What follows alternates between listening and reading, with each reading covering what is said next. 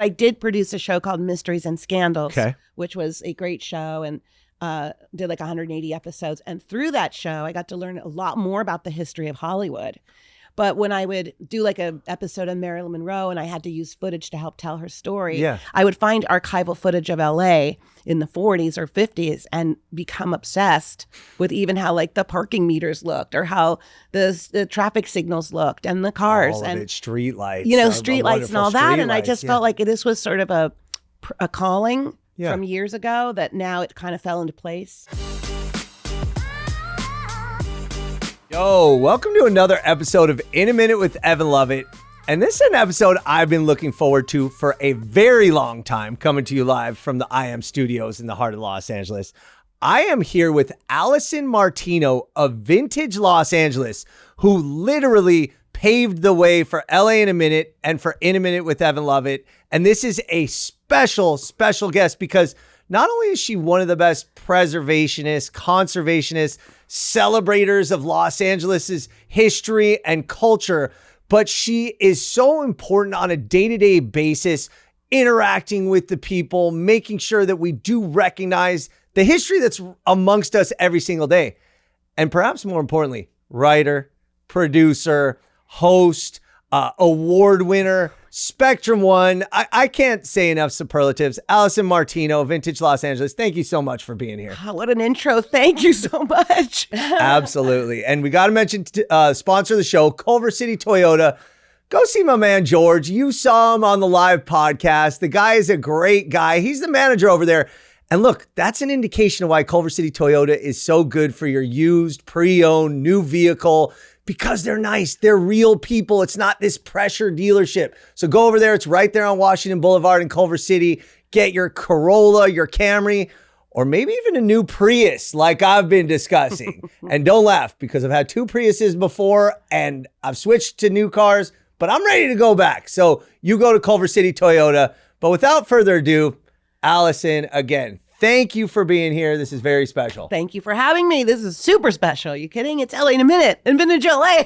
And you know what's funny? Truthfully, this is the first time we've actually met in person. Crazy. Which is kind of weird because like I said, look, for those of you that may somehow be familiar with me, but not Alison, she started this well before I did and is 10 times bigger and has figured out that what I quote figured out, but she did it long before, that people in Los Angeles, as much as they say there's no history and no culture, they love the history and the culture of Los Angeles. Right. So if you don't mind, let's lead with this. Tell me first and foremost, let's start with Vintage Los Angeles because I'm excited. This is what I am here for today. How did Vintage Los Angeles start? We're going to get into your background on that, but tell me about Vintage Los Angeles, how that started, what that means. Just lay it all on me. I have to say, I started it in the infancy of Facebook, okay? And, you know, when you get on Facebook for the first time, I think the first people you sort of connect with are your high school friends, right? Like, where are my high school friends? What do they look like? You know, and everyone got together on Facebook and started asking each other, remember when we used to go to the Hamburger Hamlet? Remember when we go to like Westwood Village in the 80s and see movies? And everyone got very nostalgic because you're connecting with your youth and your high school friends and what you did. And I just decided to start a page on Facebook called Vintage LA. And I thought 10 of my friends and I will join this and we'll just go shoot the shit about what we miss and what's not here anymore. Yeah. And like maybe 6 months later, it was like 10,000 people. Yeah. And like the Huffington Post did a little story and I'm like, what is going on? I just thought this would be a fun little thing with like 12 people. Yeah. And then it became sort of something that became bigger in my mind. But then I realized people miss the history that they grew up with here. But I never wanted the page, and over time, because it's been about 16 years now. Wow. I didn't want the page to be only celebrating what we don't have anymore. I wanted it to make sure, because I'm an LA native. I love my city. I'll never live anywhere else. Yeah. And yes, it's sad we lose a lot of stuff. We do. But that's what's going to happen in any major city. I call it like movie sets. Like sets go up, they come down, and we can maybe fight for what I know. I have fought for many buildings, but to keep it on your question, I just wanted Vintage LA to have a future as well. And what you can still do here, which is like what you do, it's telling history, but it's also where to go. When people come to LA, they go to Vintage LA, they'll go through things. Oh, too bad that's not here. The Brown Derby's gone, but the farmer's market is flourishing, and so it's, Dantana's, and I'm the Dantana's, Musso and Frank. I mean, we can go on and on. There is so much history here. And I wanted to make sure that I didn't call it Vintage Hollywood. Right. Because there is a difference. I wanted to celebrate architecture and restaurants and fashion and cars and not just make it celebrity orientated, which is great because I love the history of Hollywood, but it had to be a mix. I'm so glad you brought that up because one of the main things I wanted to ask you, okay, is listen, you are more so than me connected with the Hollywood history, the Beverly Hills history, which is the history that, let's say, has had the most publicity and that maybe people know the best, even not from Los Angeles, right? Right. But you do go beyond that. And even though so much of the core that is the core of what's perceived as the history of Los Angeles is in those areas, I'm glad to hear you say that you wanted it to be a more, let's call it inclusive, Los Angeles sort of page. And the memories do span, because I've seen a few Valley things and a little bit outside of the West Side, and it's fun because everybody in LA has those memories. And listen, one of the ones we were just talking about off air, I guess I'm going to go right into this, the Norm Saga, right? Okay, so listen, Norm's, for anybody that doesn't know, and if you're from LA, you obviously do, but Norm's Googie architecture, one of those brilliant and amazing examples, was in jeopardy of becoming a Raising Cane's. Yes. And I'll just put it on record. I was like, what's wrong with that? They're keeping the building. They're keeping the sign. Isn't that what's important? But Alison led the fight. And guess who won? Guess what? For one of the, it's becoming more commonplace, but for one of the rare times, the preservationists and conservationists won that battle. Well, that's the second time we've won. We saved Norm's 10 years ago. With the same Norms? Yes, for being completely demolished. Now that would be a tragedy. That was 10 years ago. And we got like Matthew Weiner out there and James Darren. We had some people that came for that sort of protest in front of the building because Matthew Weiner actually created Mad Men sitting in Norm's on a napkin, and watching people coming through, it has so much history. So yes, we saved the building, not me, myself. I'm saying communities. Right. Being online gives you a great voice and you reach, as you know, hundreds of thousands, if not sometimes millions. And you get someone like yourself, myself, the LA Conservancy, the voices like, saving Marilyn Monroe's house. The Marilyn Monroe fans went crazy. Wow. Online has created a whole new voice for us. Yeah. Where in the past, maybe you had to get 30,000 signed signatures. And imagine how long that would take. Even that sounds But online, it's one petition. They sign it within an hour. You have something to present to wherever, the city council or heritage commission, wherever, you see Raising Cane's on the second one now. Where, the building is protected and they own it. They own the building and they own the land and they own the structure. So they can't take it down. How did that, hold on, how did Raising Cane's get to own? Well, that's a good question. The owners own a lot of property. They're very, they're very wealthy. So they invested, they bought properties and they've owned that property, I think, pretty recently. Yeah, yeah. So we, I saw online that they wanted to turn into Raising Cane's and then I saw the rendering and my heart sank and this is, I live in the neighborhood, okay? I'm actually a Norm's patron. Like, I go there. I was just there yesterday. It's our last existing coffee shop in the neighborhood. Okay. It's 24 hours. It serves a purpose for breakfast, late nights after clubs, and for how about people in the neighborhood who've been going there for 50 years that can't afford to buy a $500 dinner. Yeah, I'm so tired of these restaurants popping up that are just so expensive. I'm glad to hear you say that, by the way. I grew up with Hamburger Hamlet. We didn't grow up if you went to Chasen's when I was a young girl, that was a special occasion, okay? Right. Misconception. This guy grew up in Beverly Hills does not mean we went to the shishi restaurants because in Beverly Hills when I grew up in the 70s and 80s was just a almost like a neighborhood town. Okay. We all there was really not what you see today. Right. There weren't these extravagant restaurants that, you just break the bank every time you go out. And I'm tired of it myself.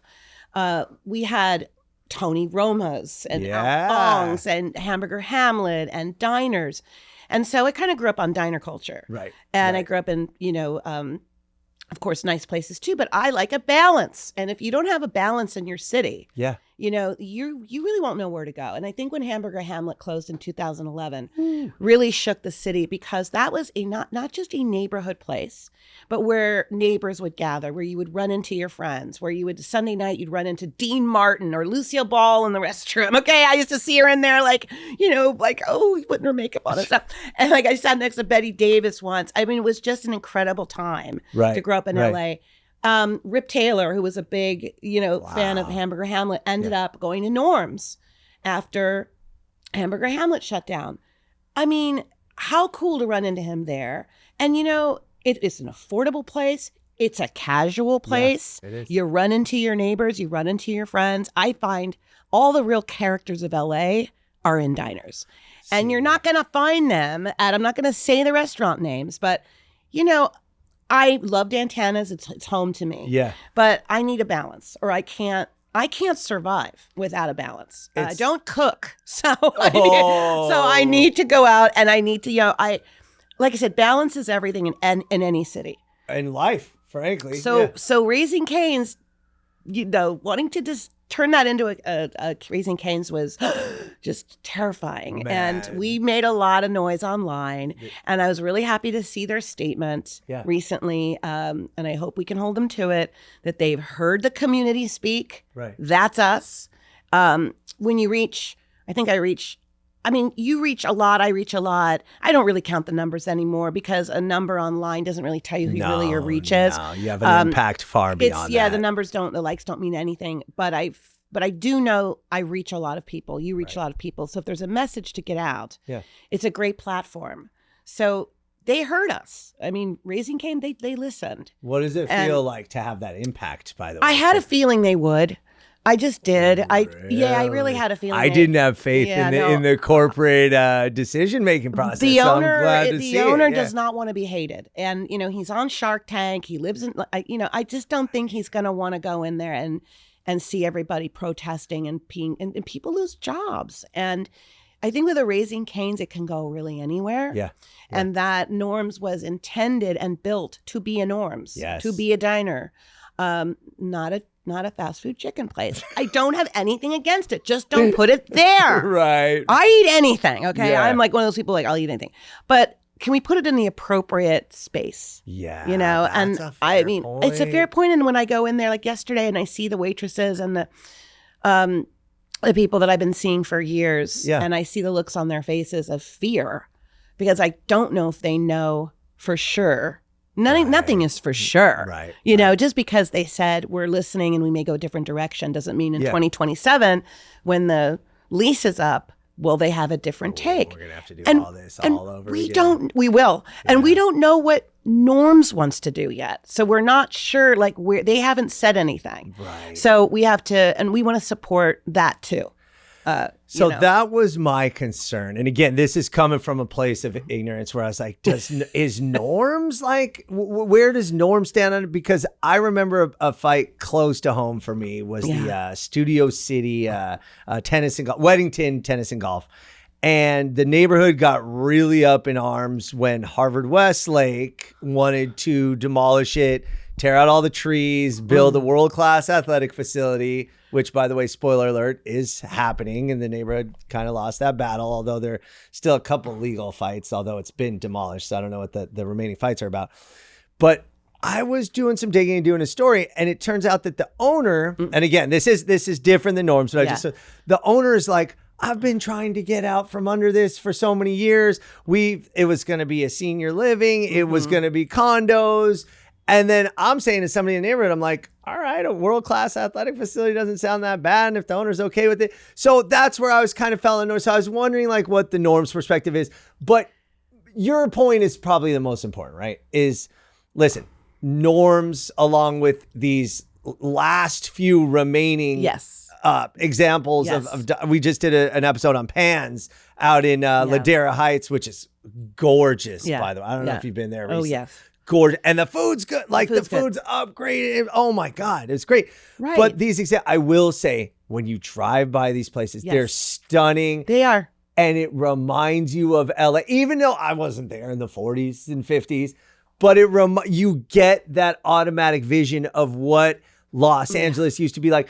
And then it's why Los Angeles used to be that, because that architecture comes from, again, LA's always been the city of the future, the city of tomorrow. Of course. Kind of represents the space age a little bit. Yes. And then the big windows, Norm Raybuck, I think was the guy behind Norm's. He worked at car dealerships, and like the big windows were his sort of nod, because you could see the cars when you're driving by, and everything in LA is, car culture. Like Casa de Cadillac. Yeah. Cadillac, where my dad, he got all his cars from there. Come on. Oh, yeah. That was the place. Exactly. Yeah. I mean, that was the place. You could lease there for like 2 or 3 years. We always had a new Cadillac, but it was, I was so great. I mean, my dad was a Cadillac guy. And my so, dad was a Cadillac guy. I mean, those were, and that time of those cars, oh my gosh. And so it's always nice to drive by Casa de Cadillac and see how, again, it was intended to look. Yeah, it still looks like that. And, car culture is a big part of LA. Yes. So like back in the 30s, and when they're driving around, they would get they had to look on the street to see what they wanted to see. Right. This is before like Sunset Strip, where they had billboards. Right. So architecture was built to get the attention. Yeah. That's why things were in the shape of hot dogs and the shape of, Oh, there we go. Shout out to Bobby Green, our friend, Bobby Green. 1933 group. I'm just gonna shout out to Bobby. Hi, look what I'm looking. Anyway, yes, and your podcast with him was amazing. One of the great preservationists in Los Angeles. Yes. Okay, so let me ask you this. With vintage Los Angeles, I know, look, you're clearly into the nostalgia and the history and the present of Los Angeles. How much, like, growing up was that on your radar? As what point did that get to be on your radar where you're like, I am this vintage person. This is my soul. This is who I am. When do you first remember that becoming? I think being a kid of the 70s. Yeah. Okay. Is things really changed aesthetically by the 90s. Oh, man. And I felt like, I mean, even your grandmother's living room, changed. Yeah. I never liked that shift. And I've always been sort of a and you remember this person. even as you're younger. I mean, as a 10-year-old, I was collecting my parents' friends' matchbooks. Like I would go in, and I was an only child, so maybe I just needed to have a collection. Only child. Yeah. Maybe that's and my parents took me out a lot with them. I didn't have grandparents that lived in LA, so that could babysit me. But my parents always took me with them, so they would take me to like the Luau and Trader Vic's and sort of these theme restaurants, right? And then my dad being in the business and performing in casinos all over the country, I got to see like old Vegas, and what that looked like, and what the old Sunset Strip looked like with the billboards. And as we moved into now like digital billboards and stuff, it's so visually different. Yeah. So I think in the early 90s, late 80s, as I'm graduating high school, I'm starting to see this difference and shift, and not crazy about the cars. And, music was good. I loved music, but I just felt like the city, I'm talking about the city and the landscape, started to change. Then in like the early 2000s, we start to see these massive high rises going up on the Strip, and I'm like, what? And I grew up more with one-story buildings and LA, charming. the Whatever vast happened to the horizon. word charming? Like charming is not something now. I think when they present, a rendering, it's not charming. I grew up with fountains in front of buildings and mosaic tiles. Character is another one. Real character, like a Norm's building, And as that started to disappear, I started to get more. This is way before Facebook. Yeah. I never imagined this would be a career for me. Right. I was a reality television producer. Okay, right. I was a producer at Entertainment TV, but I did produce a show called Mysteries and Scandals, which was a great show, and did like 180 episodes. And through that show, I got to learn a lot more about the history of Hollywood. But when I would do like an episode on Marilyn Monroe and I had to use footage to help tell her story, I would find archival footage of LA in the 40s or 50s and become obsessed with even how like the parking meters looked, or how the traffic signals looked, and the cars, and street lights, street lights and all that. And I just felt like this was sort of a calling from years ago that now it kind of fell into place. So I felt like I kind of knew how to do it because I already had the resources, and I was already collecting photos of LA 30 years ago. Just for your own personal... I have scrapbooks, for proof. When I was in high school, where I would make pictures of the Brown Derby and what LA looked like on Wilshire Boulevard at Miracle Mile.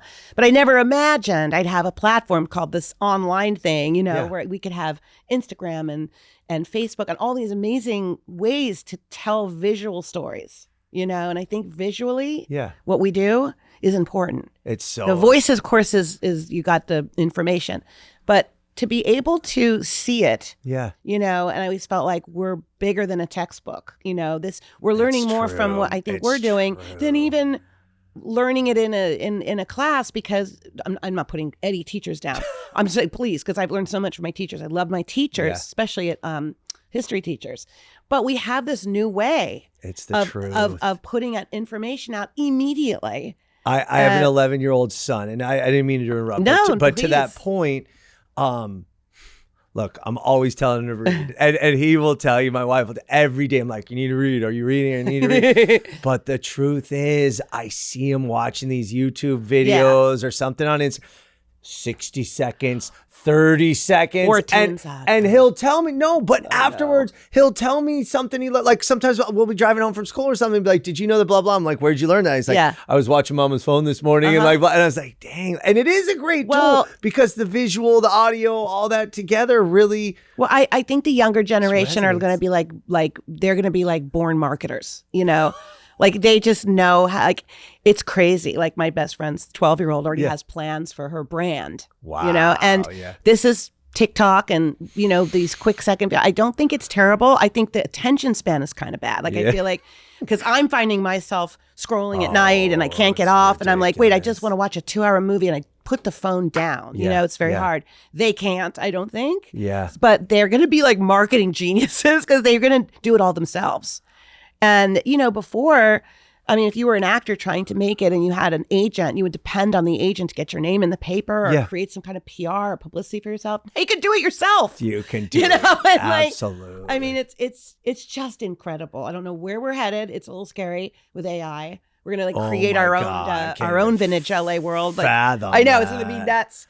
But for right now, I like where it is. Hold on. So you said something you want that we could do it ourselves, which you absolutely did do. Yeah. And like you said, it was initially just a group with some friends reconnected. And it's very funny, by the way.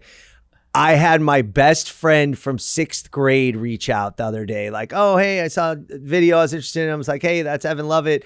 And I remember his name's Corey Park. Hi, Corey, if you're watching. But he was my best friend in 6th grade and then went to a different junior high. And back then, you lose touch, right? And then it's junior high and then high school. And then we reconnected, went down memory lane a little bit. Now we're connected. So your group kind of started to sort of, in theory, you were just going to do a lot of reconnecting. Yeah.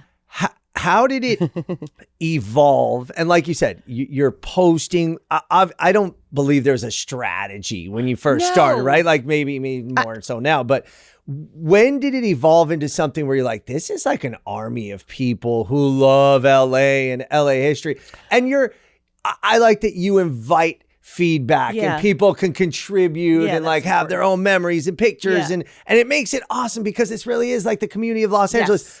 At what point were you like, this is really something? Okay, there's a couple pinpoints there. Yeah. I think once I started learning more about LA than I ever knew based on the community of people writing in and saying things in these comments. Yeah. And you're just like, what? You're hearing it straight from the community's mouth, right? On almost every post I put up, there's a connection to somebody, right? And I'm sure you deal with this all the time, whether you're posting a photo of something and someone will come, I met my wife there, or my father built that building, or my dad was the chef in that restaurant.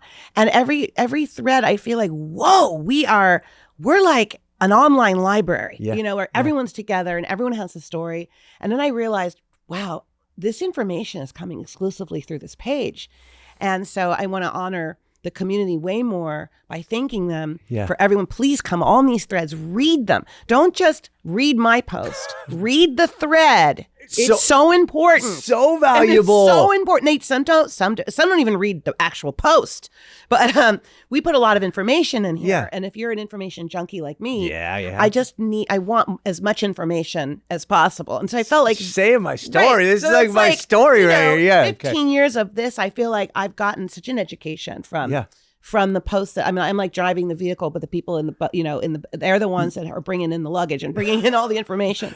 So that, and then just getting calls from news sources, media sources asking me for my opinion on something. Again, become at first, I'll say it's the first time I was a little afraid of Alison at first because I was using a lot of her like material on a lot of my early stuff. But because you have this treasure trove of information, but you thanked me. A lot don't. Well, like you try to be conscious. You did, and there's some that don't do that. There's been a lot of regurgitation. I'm going to say that again. There's been a lot of can I say that word? Let's just say a lot of repeat. Right. Okay. Right. There's been a lot of repeat with a lot of suddenly there seems to be so many History LA pages, and I'm not threatened at all. In fact, I have learned a lot from some of these other pages, but I think what's different is I put myself out there more. There's a face. I didn't do that for a while. Maybe for 2 years on Vintage LA, no one knew who I was. Ooh. I was like a man behind the curtain. I was Oz,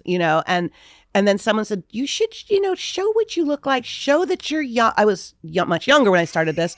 That you're not like some retired professor that lives in Florida. Well, that's like, and they were like, wait, you're doing this?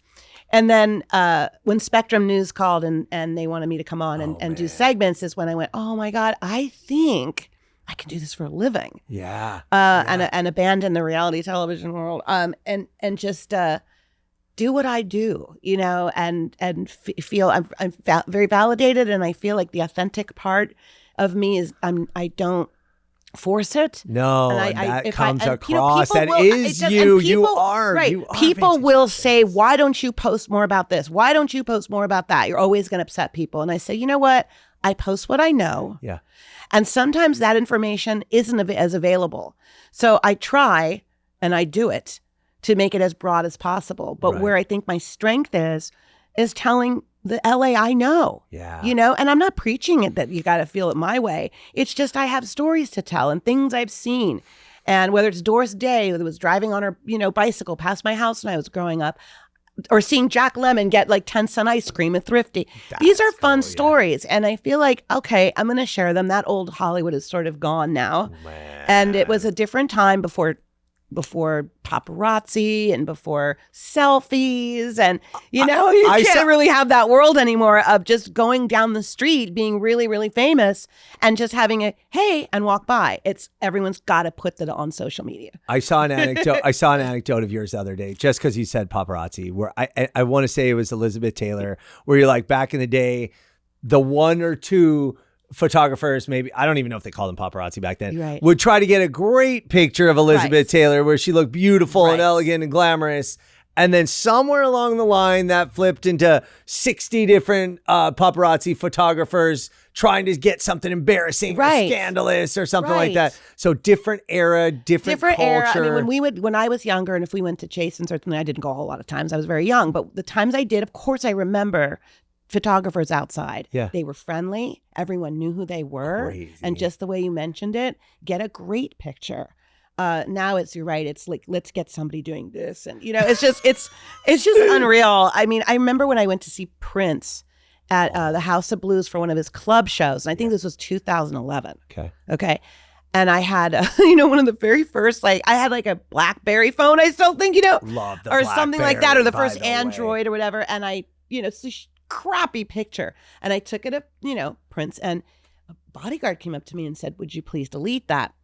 And I said, oh my God, am I getting in trouble? Am I getting pushed? He goes, he made so much sense. He said, Prince would prefer you take it down because he wants your attention. He doesn't want you to look at it through a lens. Yeah. Also, you're going to get a bad shot. Yes. Totally. So of course I deleted it.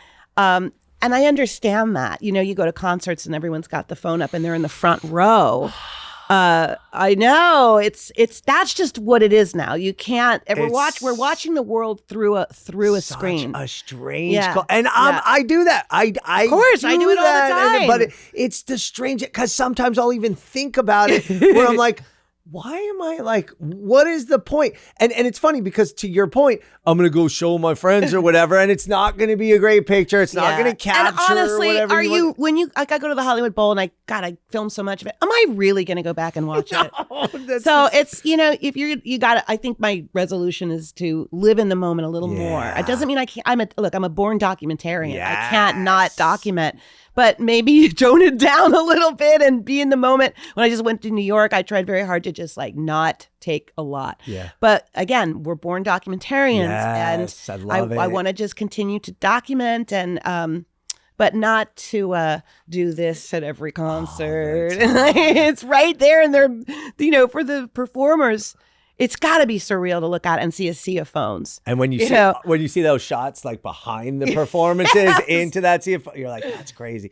My friend Najee in New York, he's a director. He does some music videos and stuff like that. But he uses the term archivist. Yes. Right? So that's documentarian. Yeah. But that's what you are, where you've been collecting and putting together these archives forever. Yeah.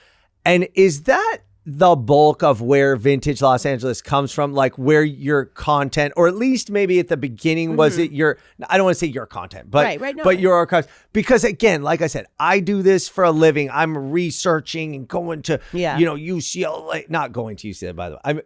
Sometimes I know you mean, but online, UCLA, USC, Calisphere, Department of Water and Power. But you have these photos and videos that a lot of times I've never seen. I have a very vast collection of unpublished pictures. Yeah. I haven't put a lot of them out, but once in a while I do, because I'm going to save them. There'll be a book one day. Of course there will. I'm just not doing it right now. Yeah. But once in a while I like to throw out a gem that hasn't been seen, and then it ends up on 600 blogs with no photo credit, and they crop out the watermark. It happens constantly. So you got to protect. Does that piss you off? Honestly? Yeah. It's so rude, and it's so like, what's the difference where it came from? Yeah. Because without the photo attribution or credit, it loses its history, and that's, how do you attribute it? How do you attribute it? And you have to, because I try very hard to always add the photographers, or if it's an unknown source. Yeah. But now we have Google image search. So it's very simple to put the photo in, look for and find the origin of where it's from. Every photo has a story of where it came from. And as a stickler of like that, I just go nuts when I go on some of these, I don't want to say anything like, these new LA history pages are just taking the photos, throwing them up. Hardly any words about any of it, just for likes. Yeah. And there's no information and no photo credit. At least provide some info. Yeah. It drives me crazy. Sometimes I'll be like, but then I'm like, no, don't have vintage LA. You know what? People know, I think at this point, that my account tries to have as much photo attribution as possible. Yeah. And I think being a documentarian, that's part of, like, rights and clearances are a thing. Right. And you should give photo credit to any photographer. Absolutely. And if they don't want it up there, they'll call you, and now they know, well, thank you for at least trying to give me the credit. That's a whole other. Okay, so speaking of archiving, I saw, I believe it was West Hollywood Magazine where you were featured. She's been the feature LA Magazine. She's been a writer in LA Magazine, but on the cover of LA Magazine, I believe, West Hollywood. I saw an article or feature, I believe it was West Hollywood Magazine, or Beverly Hills Living Beverly Hills Living, but where they showed your house inside where you live, and it's such a museum of the things you've collected. And first of all, beautiful style. I don't even know how you call Palm Springs. my wife, I showed my wife, who's an interior designer, by the way, and she kind of called it like Jonathan Adler sort of chic. It's like a Regency look. It's definitely some Adler in there, but I try to mix vintage with, I like color. You know, Yeah. I like a lot of I color. mean, again, I'm getting real tired of this gray and white world. I'm like every apartment is staged this way. I don't understand it. All the condo buildings, I've got these, gray and white. And how about the McMansions that are still going up all over the place? God, that that's all a whole other follow story. The same, but so, yes, they all follow the same. The kitchens look the same. The floors look the same. I can't believe it. Somebody tell me why you want to buy, and I won't spend too much, but somebody please write me a DM or a message. Why are you buying a house? Yes, you're spending so much money and you're going to live there hopefully for a while. But why do you want it to look like every other house? Like if you're going to live weird. somewhere, don't you want it to be unique or reflect your style or I guess like something? They might not be understanding, that color is important, and I mean, even when I look back on photos of LA in the 30s and 40s, of course, we loved the noir pictures. I like color. Yeah. I want to see the color of the clothes. I want to see the color of the cars. I want to see the sky color. It's the personality. I want to see what LA really looked like, not through a lens, through what it actually looked like. But yes, there's too much of this very boring interior look that I hope goes away soon. Okay, and it's not mid-century. I'm tired of people saying, if you go to IKEA, that is not mid-century. Wow. Okay, just lumping it into that They're saying category. it's mid-century. It's in the style of. No. Okay. So, but go back to your house. She has these beautiful collection gallery walls. You have the ashtrays, the matchbooks. But when I say it like that, it doesn't do it justice. But it's like a museum, but stylish and livable though. But like a livable, interactive. Like you're walking through history, but with the modern sense of style and color and everything you say. Yes. Like you collected all these things throughout the years. Are you still a collector of so vintage, you'll go pick up this piece, add it to the collection. This will be perfect. How does that work? I've tried to tone down. Once Tommy, Valley Relics, I've seen Tommy, what he's done. I alert him when I think something needs to be saved. I'm not the one that has to have it. Yeah. I'm talking about like some of the bigger, like some of the signs and stuff. So Yeah, thank he got God a for big Tommy one at the Valley recently. Relics Museum that he just kind of tries to, he's like a Valley hunter, he goes. And it's not just, by the way, go to the Valley Relics Museum. It's not, it's a lot of focus on the Valley and that's my heart. But there's a lot of stuff from outside the Valley, just LA stuff. Right. And there was a recent sign that he got. I forgot what it was, but I was like, that was cool. I mean, he has everything. But go on. Sorry. No, it's just I want to curate my home where things fit in elegantly. And I like pop culture memorabilia a lot. Yeah. So like a lot of, references from TV shows and movies and stuff like that. So it's mixed in with LA. I have hundreds of, old menus and matchbooks and it's kind of ridiculous, but it is, I'm done. I have to be. Because I don't think it's ridiculous. I don't, you know what I think is that this needs to be a museum exhibit. Yes. And so I collect, and by the way, my wife has not stifled. I used to collect everything and a lot of useless stuff. And again, I was a sports guy, so it was a little bit different. But the one collection that I'm most proud of is business cards of old restaurants. Oh, yeah, sure. And like, that's a really cool, but menus, ashtrays, matchbooks, that's in the same ballpark right there. And that needs the business to be cards too. I do anything that's paper. And Yes. I just got Tommy Smothers' business card. I was so excited. That's and it makes me sad when I go to restaurants. Yeah. Like when I do go to these new restaurants where they're like, oh, I'll be like, do you guys have a business card? And they're like, oh no, it's online. Just go to our website. No. Or here's the QR code. And I'm like, I get it. I'm here because I'm gonna eat your food, but I want like almost a souvenir. I don't even know how to say it. Like a relic, a piece of This is why I started what I do, because I started collecting matchbooks and menus when I was like 10. Yeah. Because I knew I was going to exciting places like Trader Vic's or like the Luau or something, and I wanted a souvenir. Yeah. So maybe it was the salt and pepper shakers, or maybe it was matchbooks. I don't play with fire. I'm just saying I like to just have collections of things. Like my best friend from kindergarten always says, if something happens to you and I have to give a eulogy, the first thing I'm going to say is, well, she loved a good collection. Okay, so like I was always, don't think I haven't been staring at these photos on the. I just always wanted to have something I could touch, and I think even like growing up with records or cassette tapes, I missed that. I had CDs. Opening. Well, of course I had CDs. Yeah, okay, right. But opening them up, smelling vinyl, looking at liner notes. It's real. These things are real, and you had a collection. Yeah. So maybe the collectors and young people are not there anymore because everything now is in here. Which is your photos are in here, your music is in here, your memories are in here. Buying my kid presents. It's like, it's not. But it's we like had Roblox. we had photo albums Yeah. and records and cassette tapes on the walls and those terrible case things that you put up.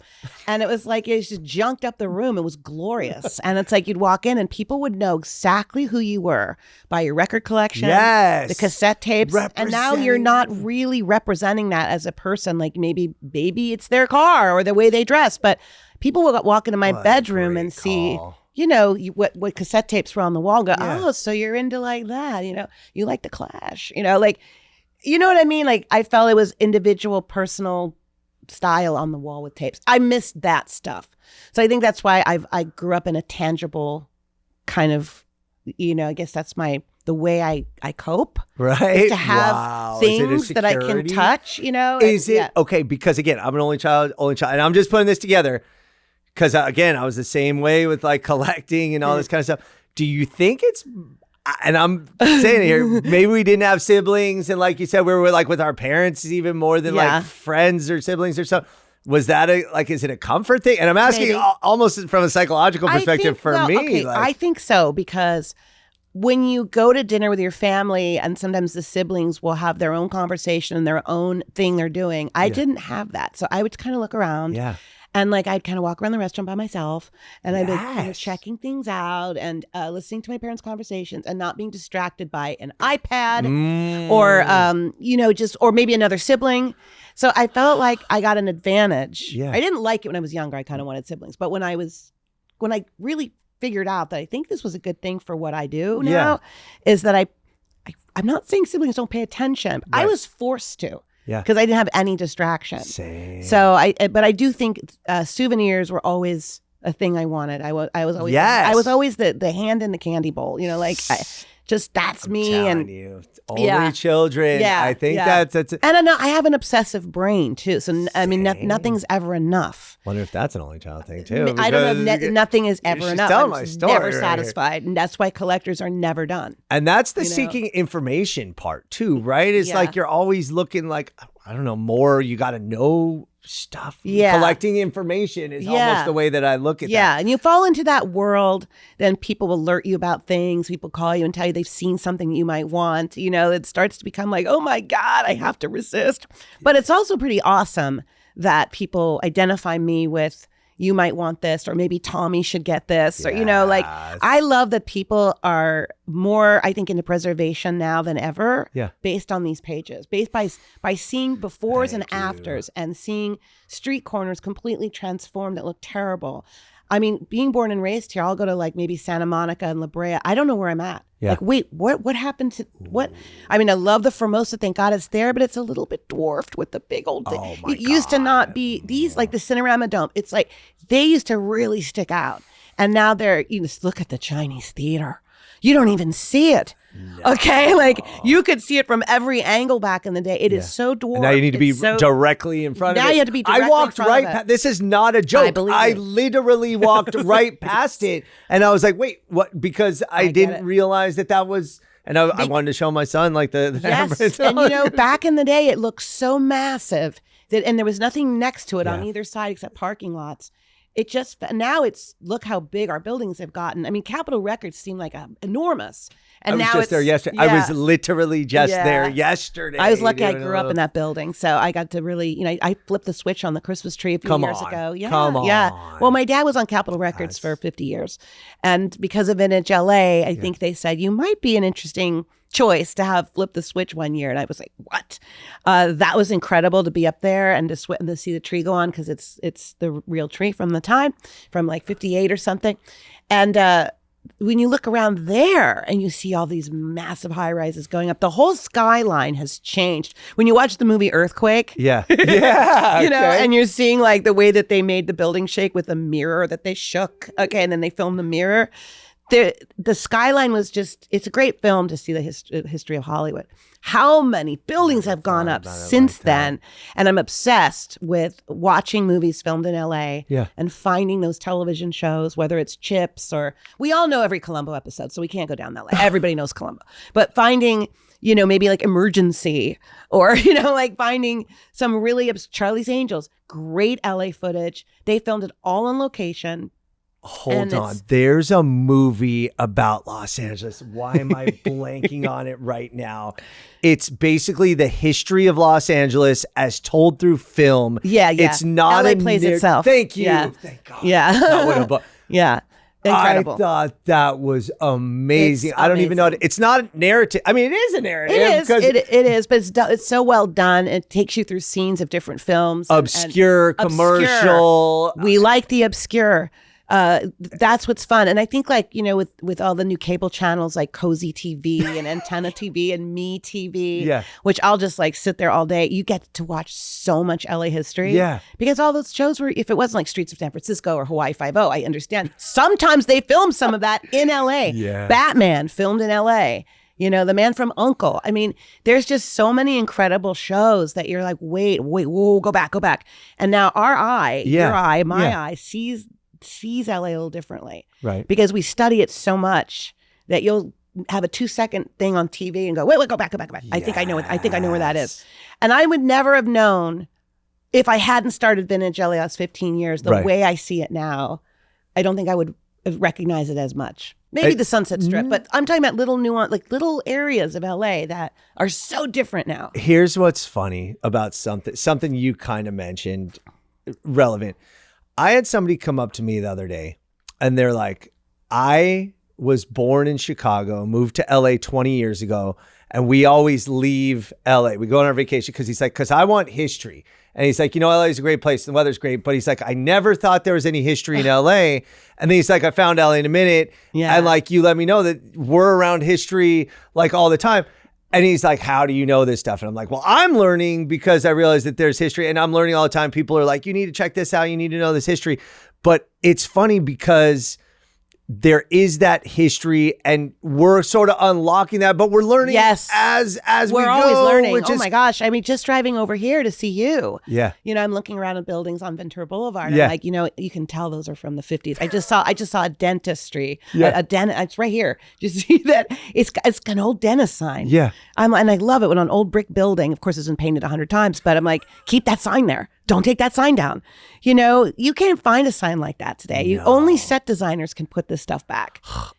One thing I do want to touch on because I love it. And everybody who's familiar with me knows that I love Los Angeles, but Vegas is it's been described that LA is my wife and Vegas is my mistress. All right. That might not be the most politically correct thing, but I grew up going to Vegas, different reasons. Your dad was a performer and, performing artist, respected singer, actor, the whole deal. And my dad was a boxing manager. So I was going to Vegas every month for fun. And you said something earlier where you saw that crucial era when Vegas went from old school mafia Vegas, for lack of a better, to modern Vegas. Well, and that was such a transition. But that's literally the transition. It went from the boys to corporate. Yeah. So when Steve Wynn came in, it was a whole different ballgame. Remember my dad calling me saying, Vegas is done. We're done. Wow. Yeah. And they're going to kick guys like us off the strip. Oh, no. I mean, my dad, Jerry Lewis, those guys were playing off the strip at the end because they took the nightclubs out. Yeah. Yeah. Vegas was built on nightclubs, not stadiums. Okay. Right, so when you build a stadium for the Eagles or for, the Sphere, for example, but I didn't say that right. It's the Sphere. Right. But you built what was the first one they built for Celine Dion or Elton John? And they built a massive. The Luxor has that esports arena. It's that's when you knew that the intimacy of very sort of fancy schmancy nightclub acts. Yeah. And are going to disappear. Yeah. And it's kind of sad. A lot of the comics had to go off the strip. But we got the best part of it. I loved the era of watching the shift. And then the shift was very devastating. Do you still go back ever? I'm actually going back for the first time to see the Eagles. Oh, okay. I am. Okay. I'm going to embrace that. Okay. Because I've accepted what Vegas is over the past 30 years now. And I went back to interview Alice Cooper a few years ago. That's a great one. Yeah, and he talked about it too, how the marquees were so great back then. Yeah, they were. Actual person got on a ladder, and put the letters up. Like the dunes is the one I'm picturing. God, maybe they spelled something wrong and they go back and change it. Now it's just this digital flashing, and it just feels a little too Blade Runner for me. I want to. So the mid-century googie that we love. Yeah. When you see the old Sands marquee and you see the old, all the old Vegas signs. Yeah. But have you been to the Boneyard? No. Ooh. So a lot of the signs got saved. And they're at that Boneyard. Is that the Neon Museum? Yeah, is the that Neon the same Museum. thing? I call it the Boneyard. Okay. But it's my cousin Lily my wife's Yeah. cousin Lily got married there. Actually. Oh, how cool. That was so. Now that's a cool place It was to get so married. cold. It was so cold that day, but it was beautiful. It was a beautiful wedding and like such. But a yeah, cool how thing. cool! And I feel like Tommy's almost like a Boneyard. When he puts the lights go on, you see all the Pioneer Chicken, and you see all the Tiffany Theater and Ben Frank signs all lit up all in one space. Yeah. It's so magical. It takes you that room that Tommy has at the Valley Relics Museum, and I know they actually have weddings there. I don't know what the room's called, but it's like the showpiece of the Valley Relics Museum, where, like you said, all the signs are lit up and all their glory and done so tastefully. I mean, it's a lot, but it's 360 degrees. Where like White Horse Inn, where my parents that was our fancy restaurant, by the way. It was a great restaurant. But the signs, all that stuff. Okay. One thing real quick. What do you think Hollywood has evolved and changed? That's an understatement. And movie stars are a different thing. And it's funny because the kids don't even know like celebrities and movie stars. And it's like YouTubers, which again, I don't even know how to, I can't even start comprehending what that means and all this stuff. But what do you think about the shift in like celebrity culture, the evolution of quote unquote Hollywood? And like you said, movie stars, they were royalty, but they were also respected members of the community that you could see at the local restaurants and walking their dog and things like that. I mean, there's so many ways to say this, but I think there's no mystique with Hollywood stars anymore. And I think that's like, would Natalie Wood have an Instagram account? Like, you didn't know them very well. And you saw them for this glamour on the screen, and you were lucky to run into them somewhere, but you didn't know them. They had maybe the Inquirer or some of those horrible rag magazines that would say terrible things. Right. But you didn't. Today they have their own, and this is great if you need to market yourself, and it's saving them a ton of money by being their own marketers. Yeah. But there's so much information about each person. We know everything about them, from what they ate to. I mean, I don't think that a gal used Natalie Wood or Elizabeth Taylor was even telling people on the red carpet what she was wearing. That started in the 90s. So Mr. Blackwell, I think, started that. What are you wearing?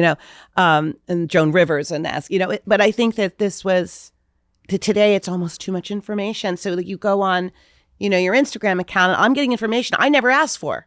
I'm seeing Jennifer Lopez in every possible, I feel sorry for them because I don't think they really can live a normal life. Yeah. Like, I don't think Brad Pitt can actually go to Dantana's. You blew my mind because you said it. There's no mystique. There's no mythology around it. There's no mystery. Right, no mystery. And that makes a huge difference in how they're perceived and just what happens. Okay, a couple more things. Okay. I know. Listen, I love to talk, and I didn't even get to half of this stuff. Tell me how Beverly Hills has evolved and what your take is since you grew up to now. Beverly Hills was a completely different city when I grew up in. A completely different city. Talk about old Hollywood stars. Yeah. I mean, we lived near Gene Kelly and Doris Day and Edward G. Robinson, and Kirk Douglas lived down the street. Nobody looked at them like, oh my God, I have to get a selfie. I have to put this online. Blah, blah, blah. They were just your neighbors. Right. Okay.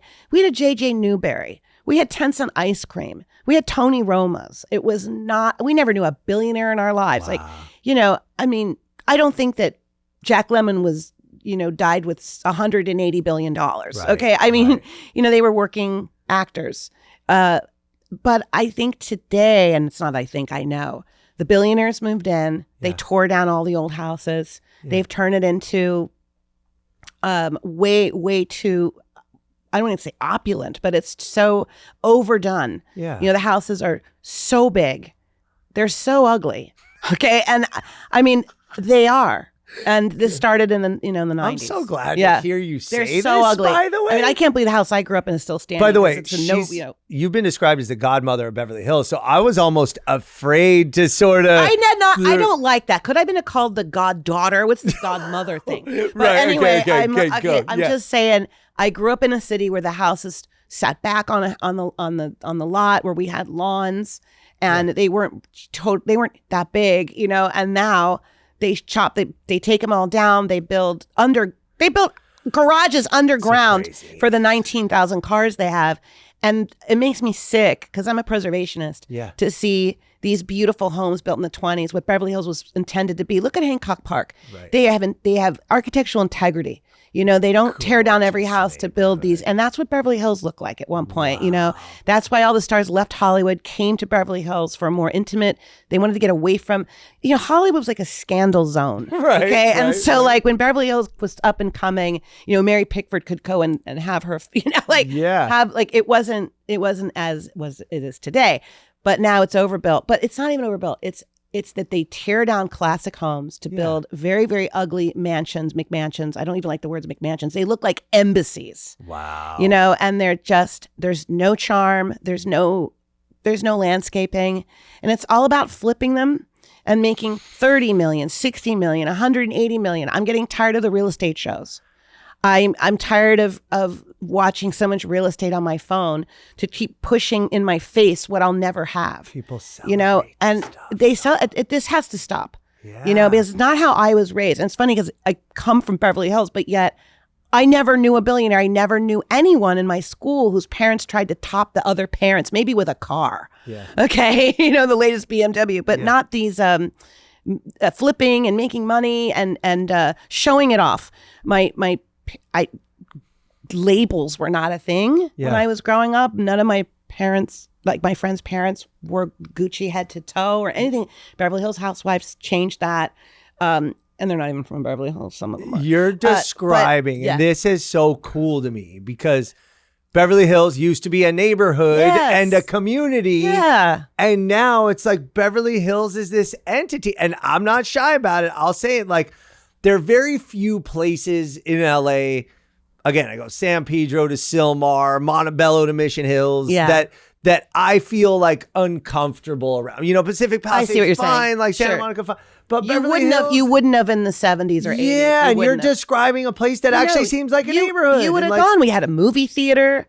I mean, we had a cool library. We had really cool little. Can you talk about the train? The train? Yeah, the Wonder Bread. Yeah. So there was a scent. Yeah. that went through Beverly Hills. There was an old freight train, that was on the original train tracks there. Yeah. And it carried the Wonder Bread.